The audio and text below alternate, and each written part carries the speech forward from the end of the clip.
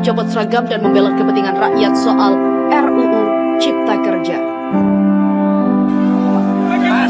Copot seragamku, Mas.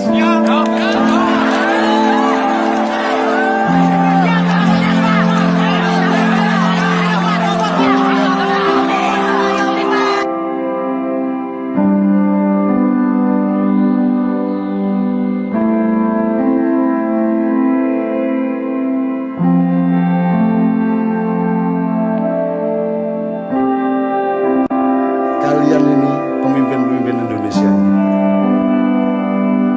yang mana yang tidak sungkuni? Terus kalian ini menjadi sungkuni atas penderitaan apa?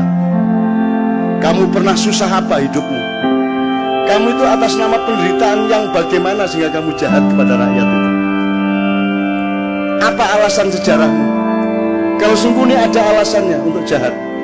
Sementara kita dipimpin oleh sungkuni-sungkuni yang tidak punya alasan sejarah untuk jahat kepada rakyatnya. Kamu pernah menderita? Wong kami yang tidak pernah utang seperti anak-anak utang. Kamu tidak pernah kredit seperti mereka. Kamu lancar-lancar saja kok. Gitu? Kamu juga anak orang yang tidak miskin, cukup kaya sehingga kamu bisa nyalon kok. Urusanmu sama uang-uang besar. Atas nama apa kamu jahat kepada rakyatmu? Apa alasan sejarah? Nah ini Indonesia ini, kamu itu menderita apa? Sehingga kamu kejamnya begitu rupa kepada rakyat. Kamu pernah menderita apa? Kamu pernah miskin apa? Karena kamu pernah puasa kayak apa? Kamu pernah tirakat apa? Kamu lancar-lancar semua kok. Kamu bisa membayar miliaran kok jadi pejabat. Apa alasanmu untuk jahat kepada rakyat?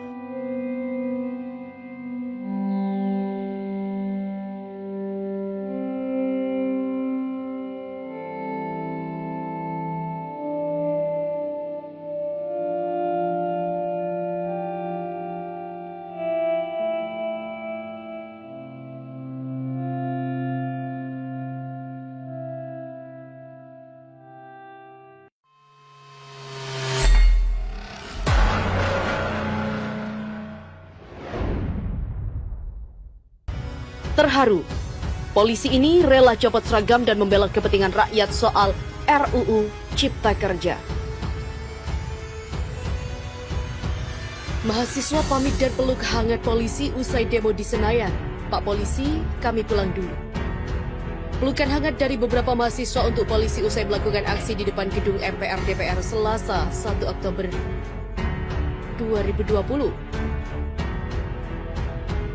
Siang hingga sore kemarin, ratusan mahasiswa dari berbagai perguruan tinggi Jabodetabek sempat menggelar aksi. Berbeda dengan aksi sebelumnya yang berujung ricuh, para mahasiswa kali ini berorasi sambil memberikan setangkai bunga kepada aparat kepolisian. Hal tersebut disambut baik oleh aparat kepolisian.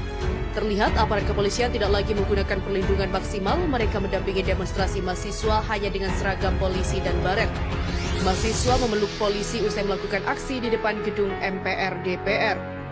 Ketika sebagian mahasiswa selesai berdemonstrasi, mereka berpamitan dan memeluk erat aparat kepolisian. Terima kasih Pak, kami pulang dulu. Begitulah ujar salah satu mahasiswa yang hendak pulang sambil memeluk polisi. Beberapa rombongan mahasiswa yang keluar area demonstrasi bergerak menuju jalan Gerbang Pemuda sambil bersorak-sorai dan bernyanyi.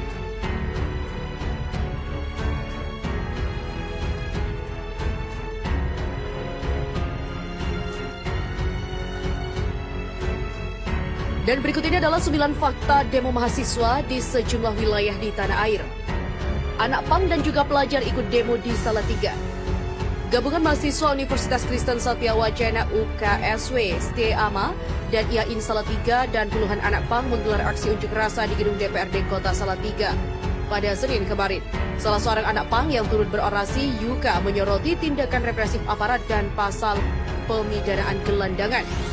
Negara terlalu campur tangan dalam urusan pribadi rakyatnya, sementara hal-hal yang menguras kekayaan negara diserahkan pada korporasi hingga kapitalisme menggurita.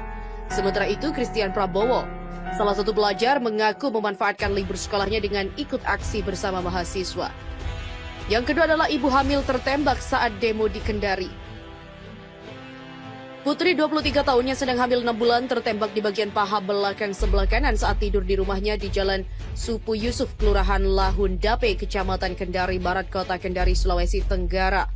Di hari yang sama, aksi unjuk rasa di gedung DPRD Sulawesi Tenggara juga berakhir ricuh.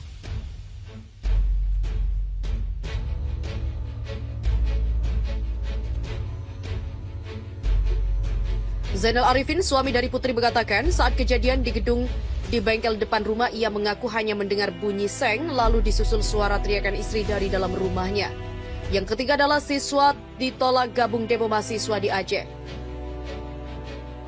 Puluhan siswa SMKN 1 Benar Meriah ikut berkumpul bersama massa dari mahasiswa di Komplek Lapangan Panjatebing di Musara Alun, Takengon, Aceh Tengah. Namun para siswa tampak kecewa saat koordinator lapangan Agung mempertanyakan kehadiran para siswa ke lokasi itu.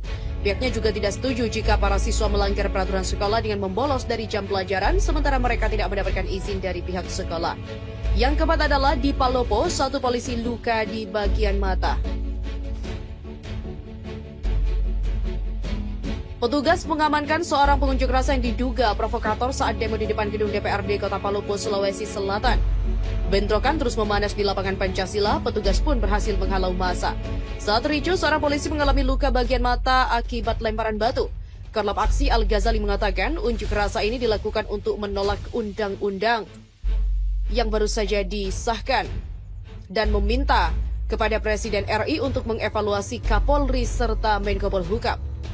Yang kelima adalah di Samarinda, 3 anggota DPRD dikurung massa. 3 anggota DPRD Kalimantan Timur atau Kaltim dikurung dalam kerumunan massa saat aksi demo di depan gedung DPRD Kalimantan. Mereka adalah Rusman Yakub P3, Sarkawi Golkar, dan Syafruddin PKB yang menyambangi massa yang tengah berorasi. Karena tidak diberi kesempatan bicara, mereka kembali ke areal gedung Dewan. Di saat yang bersamaan, massa membuat barisan barikade dan berdiri bersimpul menutup jalur untuk mereka. Beberapa personil polisi dan Satpam DPRD keluar dari barisan menjemput ketiganya dari kerumunan massa. Yang keenam adalah di Bandung, demonstran robohkan pagar gedung Dewan. Aksi unjuk rasa di Jalan Diponegoro, Kota Bandung, Jawa Barat kembali ricuh. Sekitar pukul 17:10 waktu Indonesia Barat, massa gabungan terlibat gesekan dengan aparat keamanan yang berada di gedung DPRD Jabar. Kericuhan terjadi setelah para demonstran merobohkan pagar gedung DPRD Jabar. Dan insiden itu mirip dengan aksi unjuk rasa yang terjadi pada pekan lalu. Usai pagar roboh, para demonstran langsung melemparkan batu ke aparat. Polisi pun juga membalas dengan menembakkan gas air mata, namun himbauan itu tak dihiraukan oleh massa. Yang ketujuh adalah hendak demo 24 pelajar Samarinda diamankan. Jajaran Polresta Samarinda dan TNI mengamankan 3 mahasiswa dan 24 pelajar saat hendak mengikuti demonstrasi di depan kantor DPRD Kalimantan Timur di Samarinda.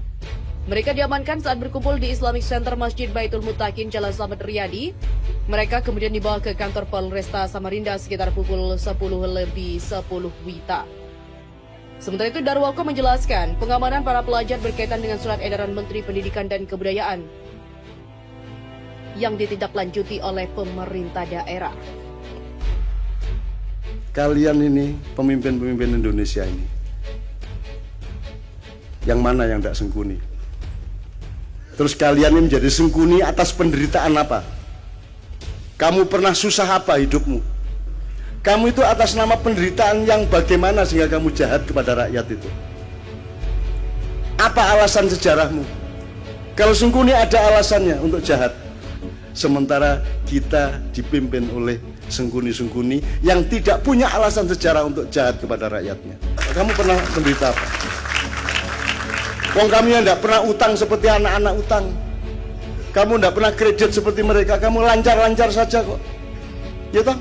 Kamu juga anak orang yang tidak miskin, cukup kaya sehingga kamu bisa nyalon kok. Urusanmu sama uang-uang besar. Atas nama apa kamu jahat kepada rakyatmu?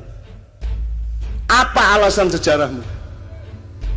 Nah ini Indonesia ini, kamu itu menderita apa? Sehingga kamu kejamnya begitu rupa kepada rakyat. Kamu pernah menderita apa? Kamu pernah miskin apa? Karena kamu pernah puasa kayak apa? Kamu pernah tirakat apa? Kamu lancar-lancar semua kok. Kamu bisa membayar miliaran kok jadi pejabat. Apa alasanmu untuk jahat kepada rakyat?